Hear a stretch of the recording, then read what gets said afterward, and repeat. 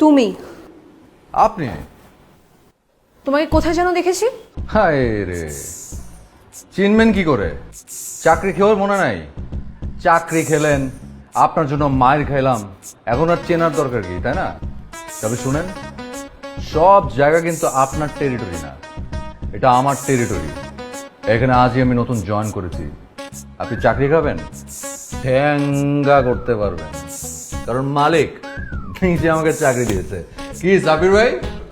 সুমন সাহেব, আমাদের চেয়ারম্যান স্যারের মেয়ে, এই অফিসের ডিরেক্টর। আরে দূর, কত চেয়ারম্যান